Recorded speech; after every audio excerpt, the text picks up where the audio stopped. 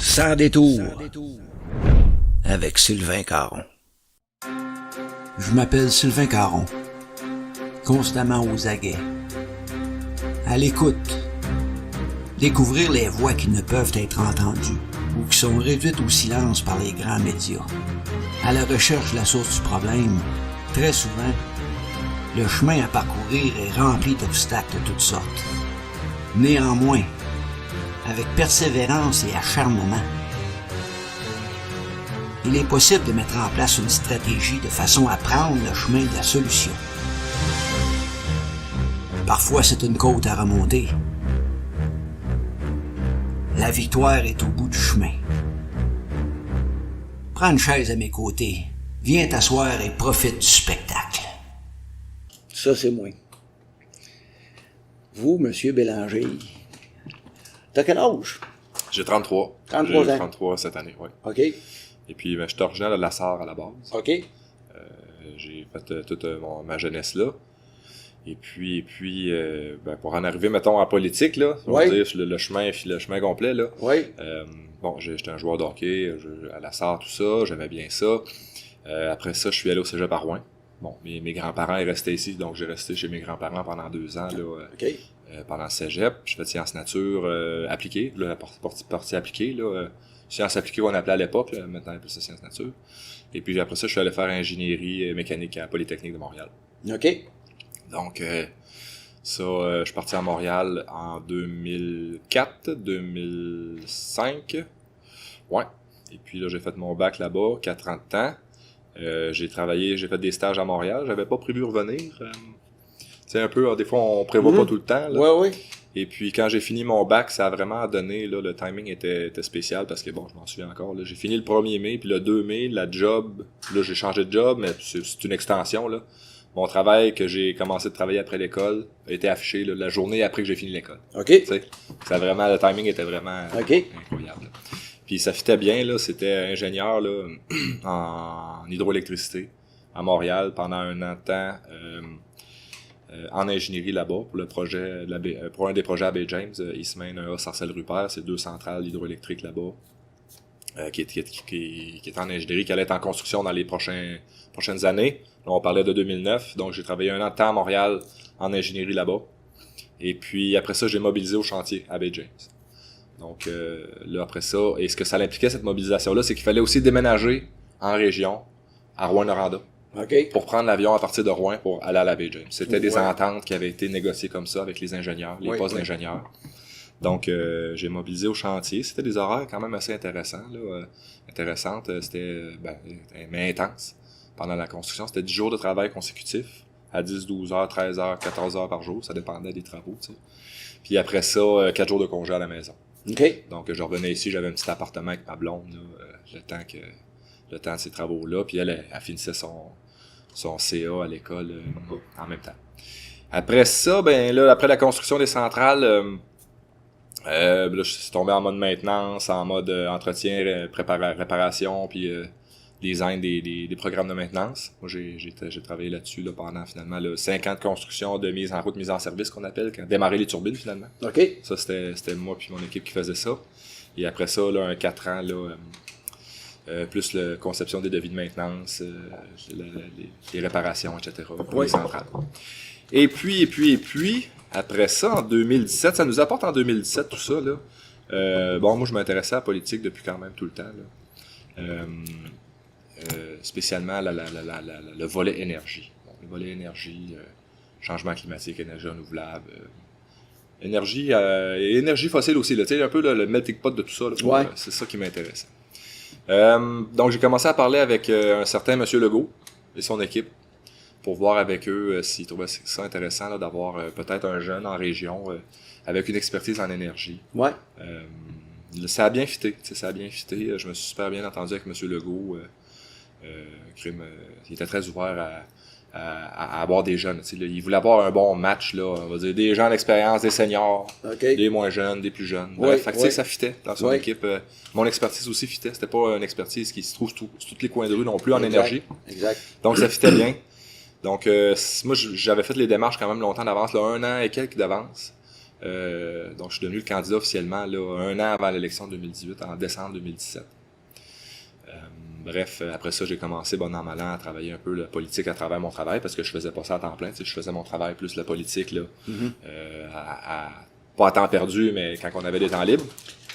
Faut que je le dise aussi, là, j'ai une femme puis 3 enfants. Là. Ah oui? Dans ce temps-là, je n'avais juste 2, là, je suis rendu à 3. OK. Fait que, bref, là, j'étais quand même déjà bien occupé.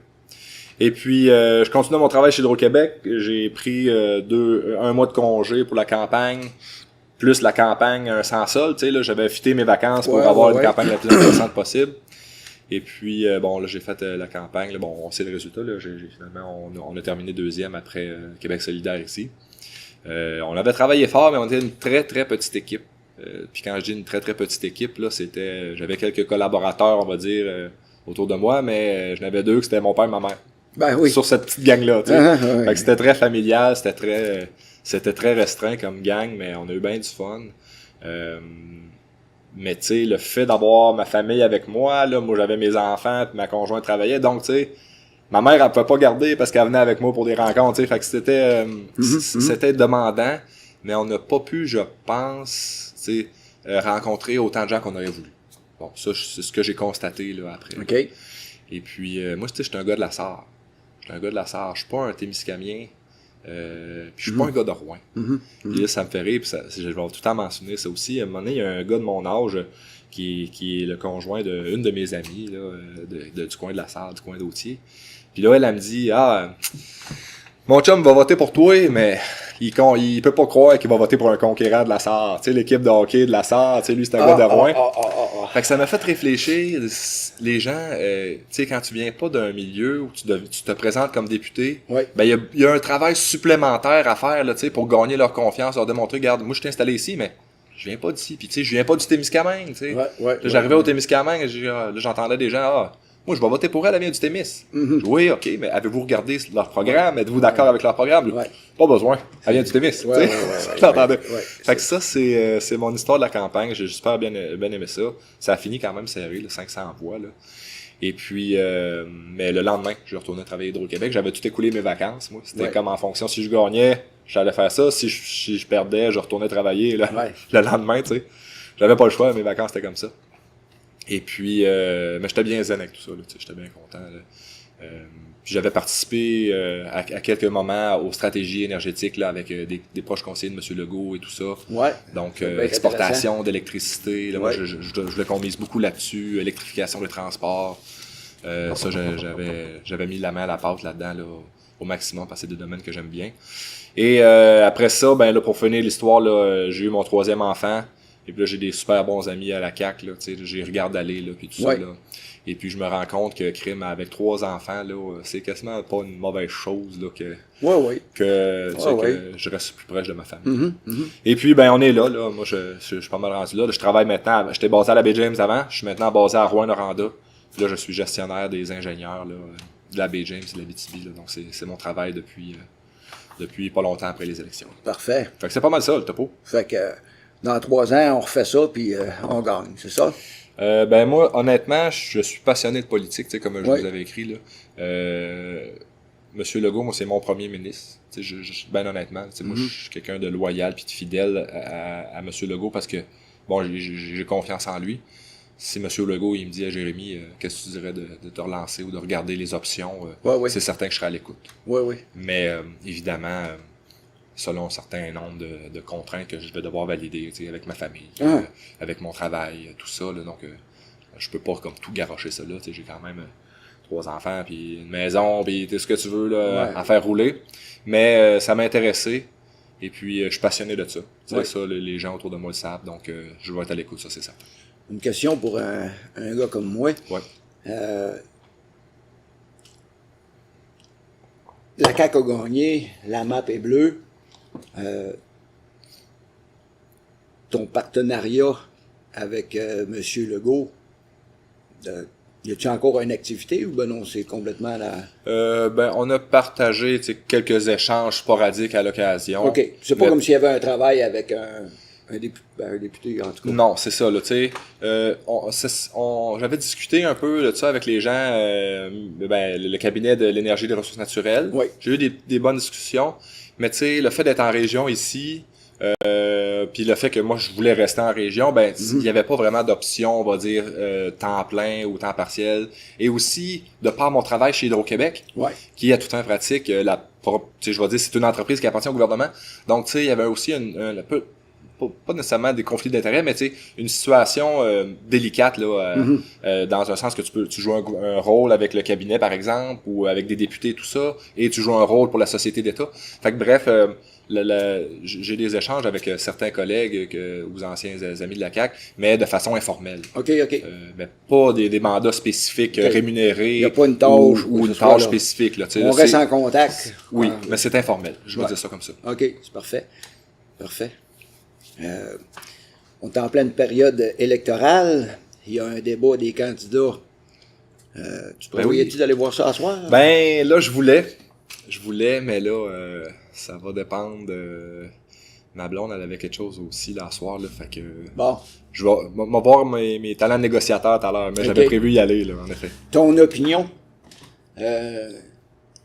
Avec qui?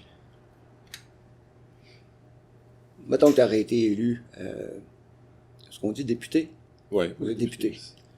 Des fois, je confonds avec l'anglais, whatever. Donc, tu es élu, tu es député, des élections fédérales qui s'en viennent. Avec qui tu aurais aimé faire affaire ou collaborer? Ben, faut que je dise aussi, je suis quand même aussi encore le président du comité local de la Coalition Avenir Québec à Rouyn-Noranda-Témiscamingue. OK. Ce qui nous demande un certain devoir de réserve par rapport aux élections fédérales. Bon, ça veut dire quoi, ça? C'était, par exemple, on n'avait pas le droit de s'impliquer activement dans la campagne, on va dire, d'un candidat précis. Okay. Comme par exemple faire du porte-à-porte avec le candidat quand tu es président du comité local, ça, on nous demandait un droit de réserve pour la durée de la campagne. Okay. Cependant, on avait quand même le droit de donner nos opinions, de partager par rapport aux politiques qui nous intéressent. Moi, honnêtement, je connais bien Alain Guimond. J'ai parlé à quelques reprises durant la campagne provinciale. J'ai rencontré Sébastien Lemire du Bloc à quelques reprises aussi. Monsieur Provencher aussi, Mario Provencher aussi, je l'ai rencontré à quelques reprises avant et durant la campagne l'année dernière. Même Jacques Girard, je l'ai rencontré aussi à quelques reprises. Claude Thibault aussi. Fait que j'ai eu des contacts avec chacun d'eux. À date, ce que je voyais d'intéressant, chacun là... Je vois que chacun des candidats était sérieux dans leur démarche. Je vais dire ça comme ça. Il y en a pas là qui sont là pour faire un show de boucan. Il y en a qui voulaient vraiment partager les visions de leur parti, puis aussi leur vision personnelle à eux, parce que bon, j'ai suivi quand même chacun des candidats là, aller. Et puis après ça, moi c'est sûr que la partie qui m'intéresse, c'est le volet nationaliste québécois. Je vais dire ça comme ça. Et puis le volet nationaliste québécois, moi c'est ça qui me tient à cœur. Moi je suis un nationaliste québécois. OK. J'aime beaucoup l'approche de M. Legault dans sa vision autonomiste à l'intérieur du Canada actuellement. Pourquoi? Parce que je sens que ça rejoint une majorité de la population québécoise. Mm-hmm. Okay.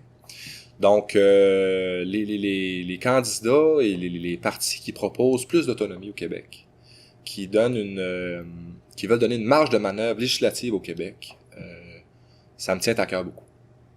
Donc, c'est sûr, j'ai plus d'affinité avec ceux qui ont cette approche-là.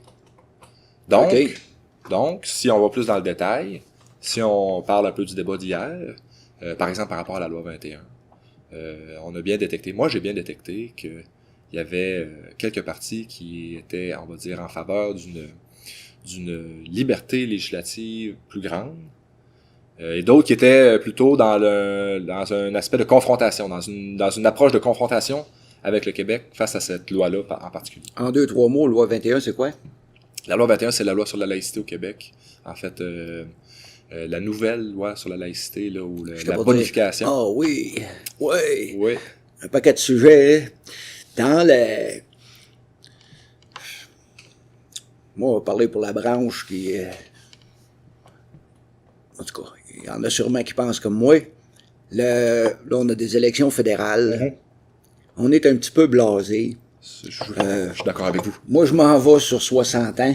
Toi, t'as 33, je me revois à cet âge-là. J'étais dynamique, là, tu sais, là. Plein d'énergie. Wow! OK, j'aimerais ça. En tout cas, on peut pas revenir en arrière.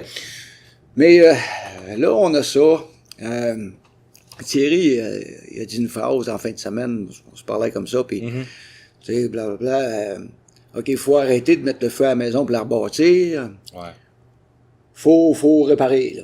On est en mode solution, puis on répare, là, tu sais, là.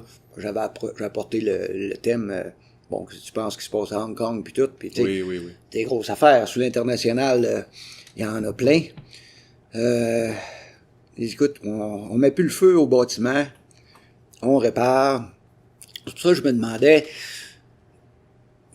là, je parle pour moi, on a souvent, presque tout le temps, tu vois, il y a des élections, et puis on va voter pour le moins pire de la gang. Le moins pire. C'est plate de penser de même, c'est plate que ça s'aille comme ça, ça va-tu s'améliorer? Je peux même aller faire ma porte parce que c'est pour rire, c'est Sans détour. Avec Sylvain Caron. Je m'excuse pour ça. Aucun problème. On est revenu. Donc, voter pour le moins pire. Oui. Est-ce que j'aimerais, de toi pour moi personnellement, encourage-moi à revenir actif dans la politique. Et puis, là, la map est bleue. Avec qui on ferait le meilleur match pour le fédéral? De ce que j'entends, M. Blanchet, il se débrouille bien, là. Oui, c'est vrai. Il y a comme une petite remontée puis tout. Oui. C'est dur à voir on ne sait pas encore qui va gagner, on le saura plus tard. Oui, c'est vrai. Mais si on avait le choix, moi pis toi, t'es premier ministre de la CAQ, puis moi, je représente tous les électeurs, et puis je devrais voter pour qui, moi, pour que ça aille bien pour toi? C'est dur à dire, honnêtement. Parce que, tu sais, il y a beaucoup de... Il y a l'enjeu minoritaire-majoritaire.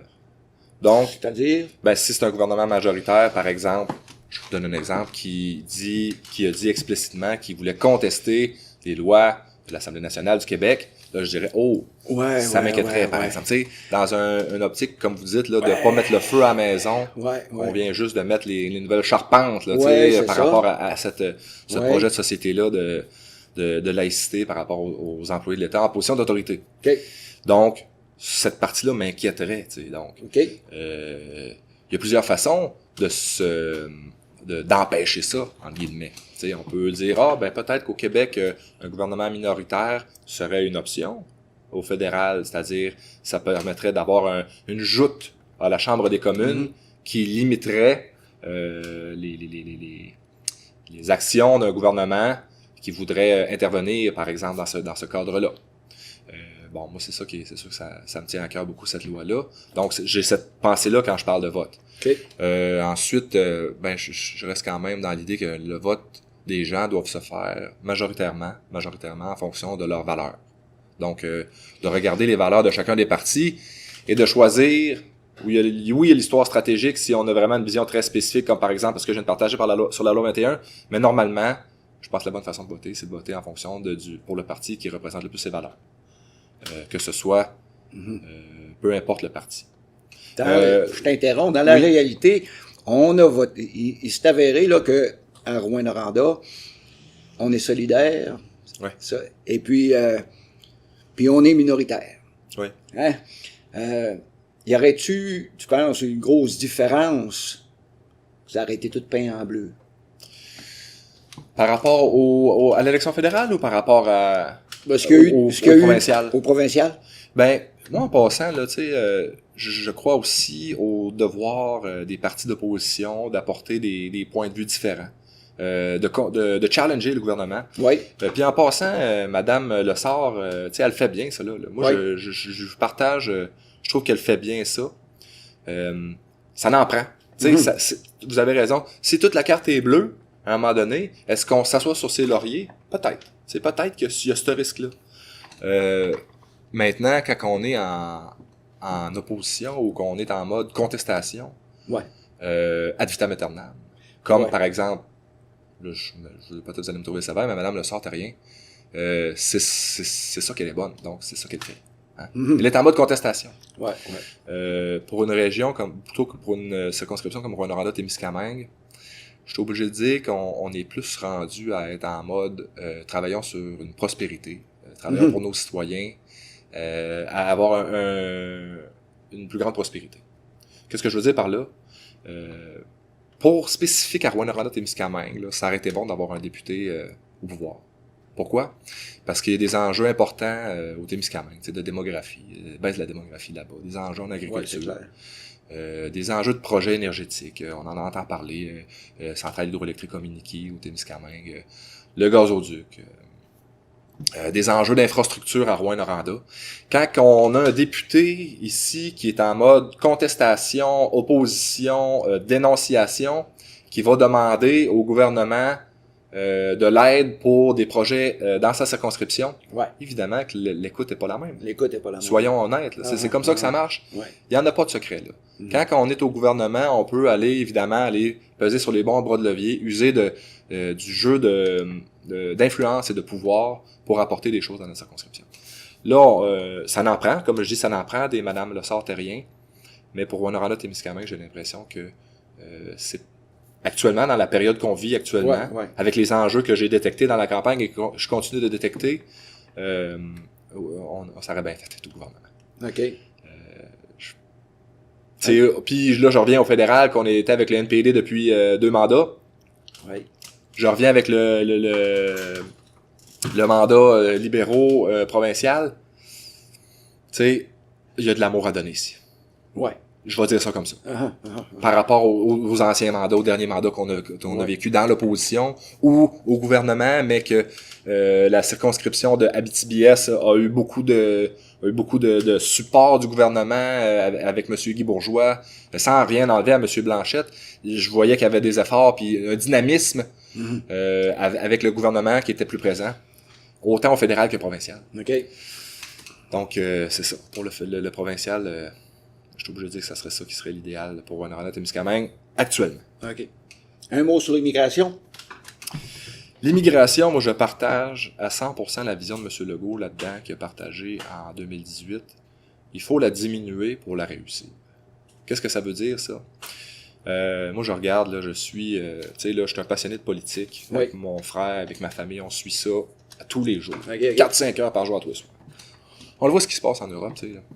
On voit c'est ce principe de multiculturalisme-là qui se fait malheureusement entrechoquer et bousculer grandement.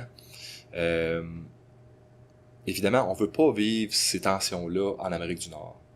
Nous, on a la chance en Amérique du Nord d'être sur un autre continent, avec des voies migratoires plus complexes et plus difficiles d'accès, on va dire ça, malheureusement, pour ceux qui veulent migrer.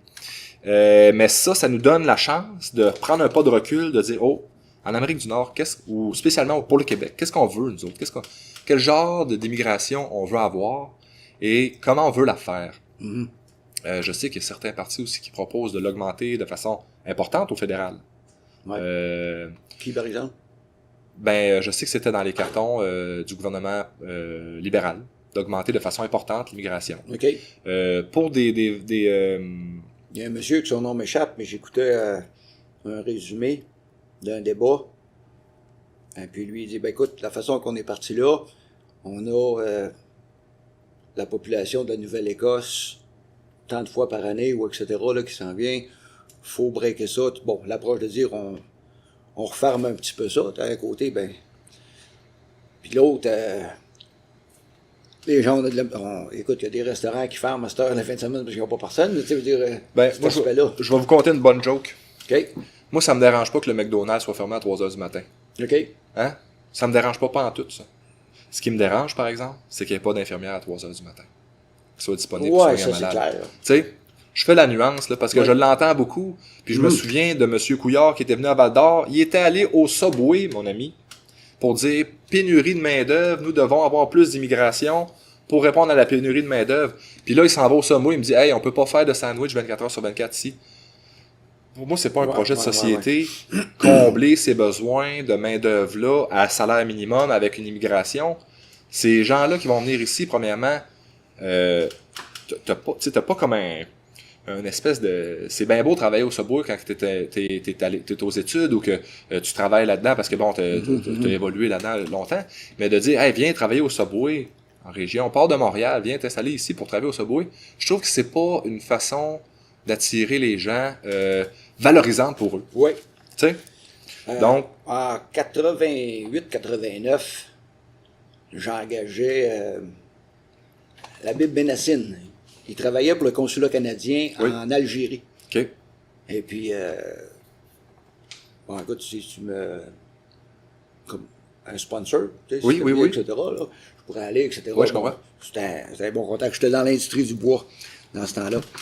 Fait que, il émigre au Québec, deux beaux petits-enfants, puis sa femme est médecin. Elle peut pas travailler.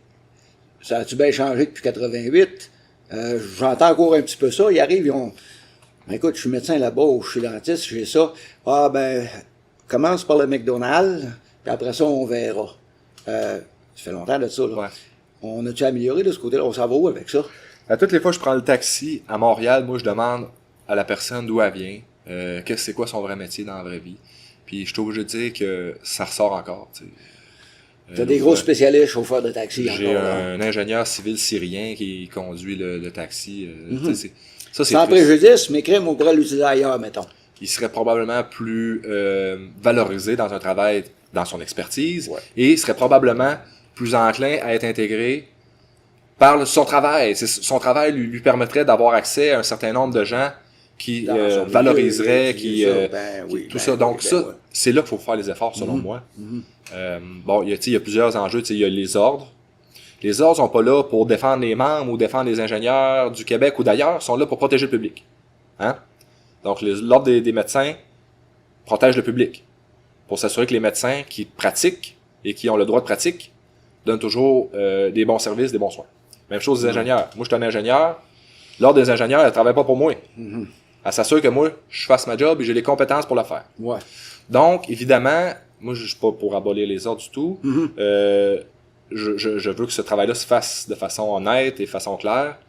Mais, en effet, s'il y avait des efforts à mettre dans l'intégration de ces ingénieurs-là qui viennent de Syrie, ce soudeur-là qui vient de Roumanie, qui ont des compétences, les accompagner pour, disons, mettre les compétences à niveau pour le Québec, au niveau acceptable et raisonnable, pour ensuite là, les intégrer via après ce processus-là. À l'âge que tu es rendu, tu n'es sûrement pas comme moi exacerbé ou exaspéré par la pesanteur de l'administration, de tout ça. La machine administrative, c'est pesant. Sur une plus petite échelle, on sort du Québec ou du Canada, sur une plus petite échelle, le projet d'Internet accessible à tous que j'ai commencé en 2011, j'arrivais d'un naufrage, et puis, bon, je viens d'arriver, je vais sur l'aide sociale, bon, ben monsieur, vous étiez sur un bateau. Ouais, mais ça n'a pas rapport, là, le cultivateur, ça passe au feu, là. Et bon, moi, ça a coulé. Bon, ça a pris 3 mois, le combat a pu finir, administratif, pour finalement avoir le chèque. Puis suite à ça, ben j'achète un pain, j'achète une antenne, puis on continue. Tu sais. Ça a pris un temps fou avant que j'aille, je pensais avoir une subvention quelque chose. En tout cas, je rentrerai pas dans ce détail-là, mais l'administration imposante, comme que ce soit au niveau du CLD ou des municipalités, fait que je prends cet exemple-là pour dire, OK, l'ordre des médecins, ben c'est là pour le public. Mais j'ai 60 ans, puis je suis en train de me demander c'est qui tire les ficelles là-dedans, parce que ça fait 10 ans. Ce projet-là, moi, c'est ma 17e entreprise. Des projets, j'en ai fait. Des moulins à scie, des écoles, des ci, des ça, dans des pays où je parlais même pas la langue. Tu sais. Puis on a amélioré la condition des gens. Puis ici, je m'étais dit, bon, OK, 1 an, 2 ans, puis après ça, on passe la POC, puis on passe à un autre appel. Ça fait 10 ans. Et puis, je sais pas si tu as pris ça aux nouvelles, mais le 13 février de cette année, un professeur de cégep avec l'ancien assistant de ancien assistant de la polyvalente La Source, ils ont plaidé coupables aux criminels. Ils ont saboté le réseau. Ils m'ont fait du tort, puis on en parle encore. Puis, non, j'ai pas pogné ça. Moi, je trouve ça épuisant, fatigant, parce que en 2013, bon, je commence ça en 2011. En 2013, on est la première ville au Québec à avoir un hotspot. Moi, la vision, c'était, écoute, je vais au McDonald's, peu importe où ce que je m'assois, j'ai l'Internet. Oui. Je suis à Rouen, peu importe où je vais avec mon laptop, je veux de l'Internet. Puis c'est ça qu'on a réussi à faire 2013-2014. On l'avait, là. Je vendais, mettons, un abonnement chez vous, mais c'était pas tellement l'adresse. C'était Jérémy et Mangue. Oui. Tu prends ton laptop, tu t'en vas voir ta blonde, n'a pas l'Internet chez eux, tu as un signal, tu as de l'Internet. Le signal, oui. Première ville au Québec en 2013-2014. C'était tellement bon que ça a été saboté par des gens d'affaires de Rouyn-Noranda, puis ça a passé aux criminels, puis là, on est au civil. C'est une grosse histoire de fou. Je suis la seule compagnie à offrir des forfaits de 20, 25, 35, 40 pour dire, moi, dans le concept, bon, je fais un plant de tomates. Il est prêt à replanter, je le mets dans un pot, mais s'il faut que j'achète un 10 roues de terre, c'est pas pratique. Ouais. Je vais acheter un sac de terre, c'est tout, là.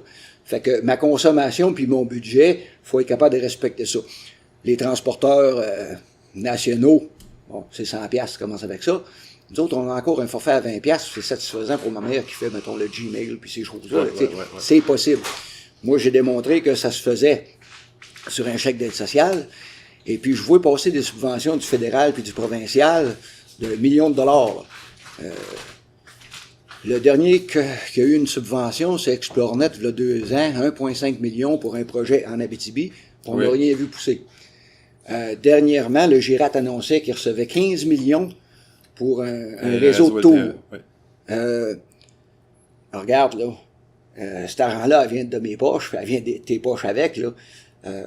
Bon, le parallèle, ordre des médecins, c'est pas, tu comprends? Oui. Qui, finalement, en bénéficie, puis tu sais, l'ombudsman, là, c'est un mot que j'étais familier il y a 25 ans, j'ai été parti, mais là, dans notre démarche Human Synergy Project, un projet de synergie humaine appliqué, on est supposé d'être capable de le faire marcher. Un moulin-acier, une école, un ci, un ça, un village qui se met ensemble, let's go, on le fait. Puis, un projet d'Internet comme ça, qui a été démarré sur un chèque d'aide sociale, écoute, c'est juste pour démontrer que ça se fait avec pas d'argent, ça se fait avec la volonté du monde. Comment est-ce qu'on fait pour être protégé quand moi j'ai été ciblé par...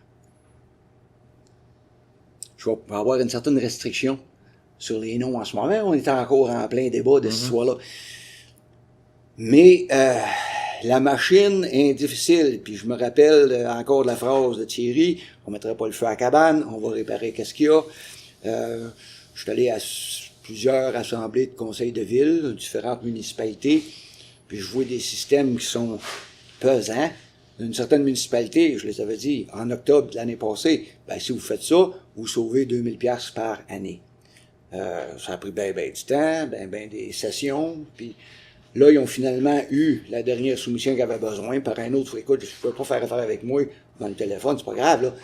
Je suis pas là pour nécessairement promouvoir la compagnie, je suis pas un company man, je suis le développement social. C'est le monde, là, tu sais. Faut qu'il y ait un accès, ça n'a pas de bon sens, tout est cher. Je vais à l'épicerie, je perds connaissance.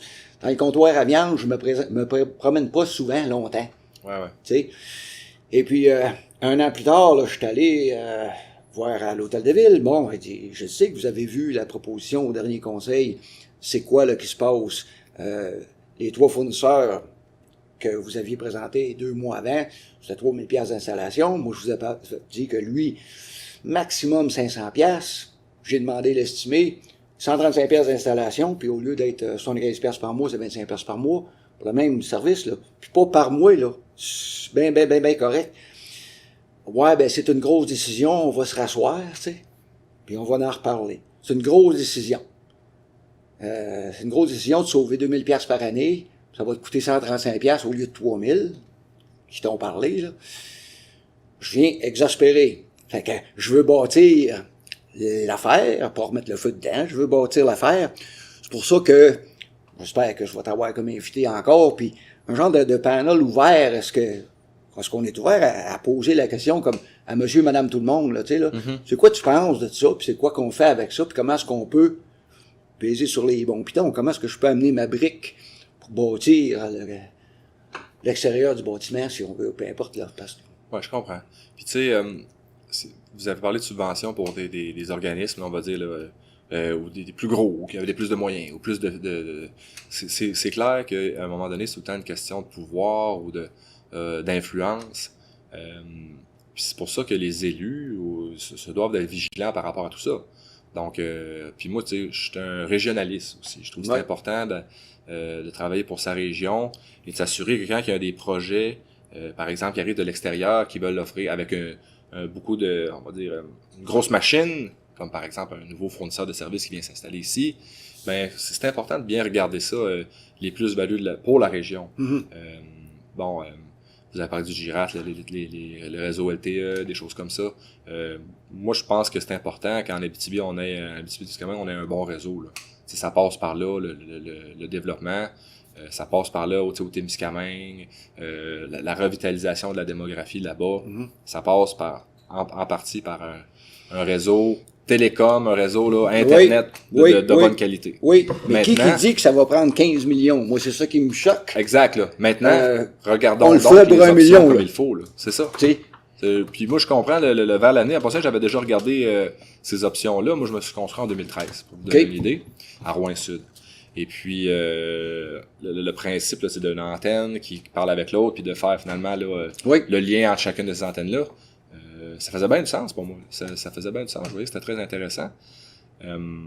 Là, je sais pas tout le détail des autres fournisseurs et tout ça, là, comme ExploreNet, par exemple, là, je le connais, mais j'ai pas plus de détails que ça. Mais c'est important, certainement, de regarder un peu, là, malheureusement, je vais dire ça comme ça, c'est vrai que ça ressemble des fois qu'il faut avoir les bons amis au bon moment. Ouais. Tu sais, ça devrait pas être ça, selon moi. Là. Mais des fois, ça me donne cette impression-là, honnêtement, aussi. OK. Bon, fait que je suis pas tout seul à avoir cette impression-là. Parce qu'après la subvention d'ExploreNet de 1,5 million, l'année suivante, il commence à avoir de la compétition, etc., Cablevision, puis soudainement, Cablevision s'est vu attribuer 2,3 millions. Ben voyons donc, tu sais, ils font déjà, ça avait vraiment pas de sens, mais on aurait dit que avoir eu le bon ami à la bonne place, écoute, il y a eu ça, mais toi, on va te calmer, on va te donner ça, puis finalement, c'est pas en région, là. Et puis, ExploreNet, une autre affaire insultante. Mettons, vous voulez pas le donner vers l'avenir parce que ça a été décollé avec un chèque d'aide sociale, parfait. Il y avait déjà des compagnies existantes locales. On s'en va donner 1,5 million à une compagnie du Nouveau-Brunswick. Vous venez faire du travail ici. Pour nous, OK, chercher l'erreur, tu sais. Et puis, les taux sont pas compétitifs ou représentatifs. Ils rencontrent pas la demande des gens à faible revenu. OK? Un autre point, les HLM, ça me chicote bien gros. J'ai des clients, 2012, 2013, peu importe, j'ai des clients, tu sais, il y a des rues, il y a des secteurs qui ont plus d'appartements à prix modique que d'autres. Fait que je me suis empressé d'ouvrir les réseaux là. Dans ce coin-là. OK? Puis Cardinal Bégin, n'importe quoi, à Rouen s'est arrangé comme un dos de chameau. Puis on a travaillé fort pour que la veuve et l'orphelin soient en mesure de... Je me rappelle d'un cas en particulier où elle a resté au bout de Cardinal Bégin, 3 enfants, on part en hiver à pied, on s'en va à la bibliothèque pour faire les devoirs. Quand ça fonctionne, ça coûte 3 piastres. Quand ça marche pas, ça coûte rien, mais ça marche, on marche pour retourner à la maison. Pratiquement en larmes, tu sais, là. Vite, faut mettre une tour là-bas, qu'elle neige, finalement, là. Fait que ça, on a fait ça. Et puis, ExploreNet arrive, on a Cablevision, ExploreNet a acheté Ondenet, ça l'a évolué. Pour monsieur et madame tout le monde, au niveau des HLM, j'ai des clients, ils sont là, ils attendent, ils sont sur la liste. Finalement, ils ont une réponse. OK, je l'ai. Hey, je vais déménager à l'adresse. Je peux pas te desservir parce que les HLM veulent pas une antenne sur le bâtiment. Ta seule option, c'est Cablevision. OK? Fait que là, tu pars de 40$ par mois. Tu as finalement ta place au HLM. Pour avoir l'Internet, il faut que tu payes 80$. Bon, écoute, si vous voulez pas avoir vers l'avenir, parce que ça a été débuté sur un chèque d'aide sociale, c'est peut-être pas bon, mais c'était 40$, c'est 80$, payez le 40$ de différence. Hein? J'ai voulu rencontrer, j'ai été incapable de rencontrer la direction pour me faire expliquer un peu, parce que je lis le site du HLM, puis bon, ben, les gens à faible revenu, les personnes à besoin, les personnes âgées. Mais en pratique, moi je suis militant, mais ils sont chanceux que j'aie plus 33 ans, parce que je les aurais mangé à la tête.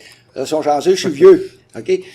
Mais ça m'intéresse encore, je suis militant, puis je veux pas mettre le feu, mais je veux trouver les bons matériaux, puis comment est-ce qu'on fait comment est-ce qu'on est capable de mettre les gens ensemble? Ça reste la grande question mystère.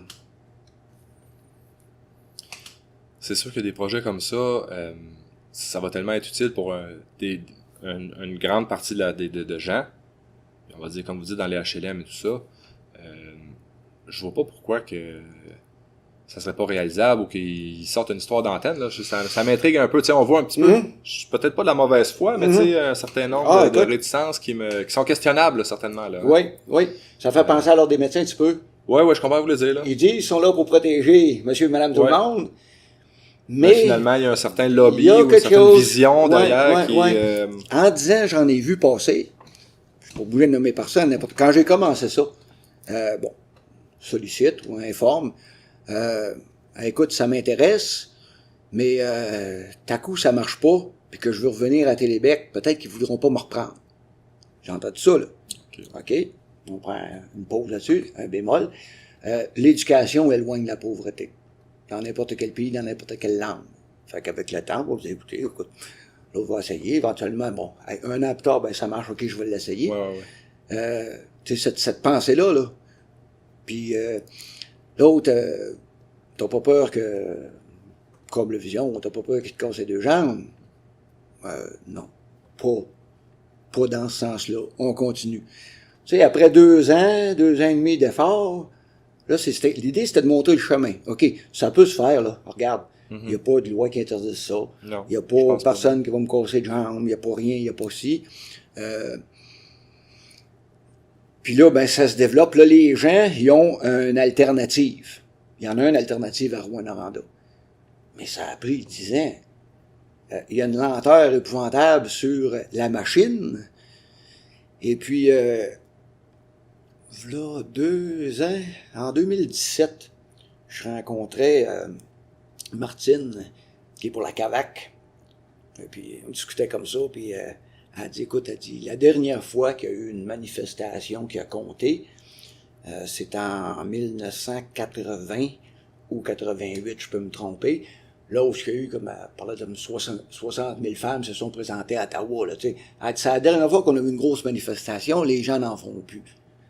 Comme, on est tanné. Elle dit, t'as le droit à me parler à moi. Elle dit, t'as le droit de continuer dans ton effort, là, mais c'est utopique, puis ça se reproduira plus. Les gens sont écœurés, ils créent plus. On veut même plus sortir pour débattre le point, sans, comme dirait Thierry, sans mettre le feu. On veut dire, hey, on est là, puis on serait d'accord à ce qu'il y ait une table de concertation ou quelque chose. Mais j'aimerais ça qu'on continue à en parler. La mobilisation des gens. Tu crées-tu à ça?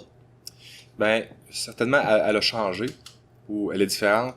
Moi, c'est ce que je constate, là, c'est comme vous dites, avant, il y avait le principe de manifestation, tout ça. Moi, ayant 33 ans, tu sais, je vois que le débat se tient maintenant beaucoup plus sur les réseaux sociaux que c'était à l'époque. Mais le débat est encore là. Oui. Quelqu'un qui veut débattre, là, tu peux aller sur Twitter, là, puis tu t'abonnes à une couple de comptes, puis il y a moyen de débattre. Est-ce que ça a la même impact que les façons de faire de mobilisation, on va dire, plus conventionnelles? Peut-être que non, ça c'est vrai. Donc, c'est... Peut-être plus durable? Les paroles s'en vont, les écrits restent? Ouais. Ouais, c'est ça, en effet. Je sais pas. Tu sais, oui. J'essaye de me donner de l'espoir. Oui, non, mais c'est ça. Tu sais, par exemple, une vidéo YouTube. Tu sais, les jeunes, là, mettons, là, 25 ans et moins, là, eux, là, ils vivent leur politique à travers des YouTubers, à travers des gens qui leur font du contenu ou qui les font réfléchir. Okay. Et ensuite, c'est à travers les commentaires, puis les interactions entre le producteur le YouTuber, par exemple. Je donne des exemples bien précis, mais c'est... cette mobilisation-là, donc, existe encore, mais elle est très différente. Mais par exemple, on peut parler de la manifestation pour le climat. Il y avait quand même beaucoup de monde là, il y a quelques semaines. Moi, très honnêtement, par exemple, on parle de bâtir et réparer la maison. Il y a beaucoup de ces leaders-là, dans cette manifestation-là, que c'est mettre le feu à la maison qu'ils veulent. Oui. Hein, on s'entend? Oui. Mais ça, restons sur le principe que la grande majorité sont de bonne volonté, qui veulent en faire plus pour l'environnement et pour le climat. Donc, il y a certains sujets comme ça qui touchent beaucoup les émotions des gens, qui mobilisent les gens à sortir, mais peut-être un petit peu plus restreint le nombre de sujets, et le débat se passe plus aussi sur virtuellement, j'ai l'impression. Je voudrais pas te laisser aller sans parler de l'environnement, Oui. de l'énergie. C'est vrai, ça, le réchauffement de la planète? Bon, fait que ça, c'était un méchant beau sujet. Ouais. C'était un gros sujet. Moi, j'avais la chance de travailler à Bay James le soir, puis c'est ça, je faisais la joke avec mes amis, puis ben moi, le soir, là, je faisais de la politique, puis j'étais tout seul dans ma chambre à Bay James, puis tu peux pas faire grand-chose d'autre, tu sais. Tu comprends? Fait que, tu sais, j'avais le temps de penser pas mal, comme on dit, j'avais le temps de me renseigner là-dessus. Oui. Tu sais, ce qui est, moi, j'en reviens à la base dans ce dossier-là. Depuis 200 ans, les humains ont augmenté la concentration de CO2 dans l'atmosphère. OK. Allons à la base. OK. Le CO2 est un gaz à effet de serre. Mm-hmm. Ça, c'est la base. Ça, c'est la science. Les gens, ils disent beaucoup, la science d'ici là. Non. La science, ça dit rien. La science fait des expériences. Okay. La science démontre par l'expérience. La science, ça dit rien. T'sais. Cependant, on sait que l'expérience, le CO2, c'est un gaz à effet de serre. Donc, travaillons à ce que le niveau de gaz à effet de serre dans l'atmosphère soit un niveau qu'on connaît ou qu'on est capable de dire, OK, quand le niveau de gaz à effet de serre était à ce niveau-là, la température était pas trop influencée, tu sais. Et puis, travaillons sur ce qu'on peut contrôler, c'est-à-dire les émissions de gaz à effet de serre de l'humanité. Hein? Sous les volcans, là, ça se met mal un bouchon sur un volcan, parce qu'il va sortir ailleurs. Tu comprends, je veux dire, tu sais? Oui, oui. Donc, travaillons là-dessus. Travaillons sur la base, la diminution du CO2 dans l'atmosphère. Pour se permettre, comment je peux dire, le plus de marge de manœuvre. Maintenant, est-ce qu'on peut complètement arrêter les émissions de gaz à effet de serre aujourd'hui? Non. Non, parce que sinon, il faut que tu mettes le feu à la maison. Hein? Oui. Puis, sais-tu quoi? Mettre le feu à la maison, ça en rejette beaucoup de gaz. Ça, c'est oui. votre genre. Oui, oui. Et puis ensuite, travaillons aussi sur ce qu'on peut contrôler en tant que société et assurons-nous de faire les bonnes choses et de bien les planifier dans le temps. En ce moment, là, tu sais, là, la Chine émet 25% des émissions de gaz à effet de serre. Puis ça s'en va en montant comme ça. Il y a 30 ans, les Chinois, c'était des agriculteurs. Maintenant, ils vivent dans des villes de plusieurs millions d'habitants. Ils ont des voitures, ils ont du chauffage, alouette. Ça, on peut pas contrôler ça, nous autres, les Québécois. On peut pas. C'est loin, c'est trop loin pour nous. C'est hors de notre cercle d'influence. Donc, travaillons sur ce que nous, on peut faire. Diminuer les gaz à effet de serre ici. Mais gardons en tête que on n'a pas la clé de voûte de la solution finale. Ouais. Gardons en tête que nous, notre influence, là, on peut la faire ici. Mais c'est pas de mettre le feu à la maison, la solution. Moi, je me suis acheté un auto électrique. Parce que j'y crois. Moi, au Québec, on a l'énergie renouvelable, l'énergie propre. L'électrification des transports au Québec, c'est une bonne idée. Est-ce qu'il faut empêcher le monde d'acheter des pick-up? Non. Allons-y graduellement. Allons-y, respectons l'offre et la demande du marché. Faisons des incitatifs pour augmenter l'offre et inciter la demande. Allons-y sur le long terme comme ça. Puis on va y arriver sur le long terme.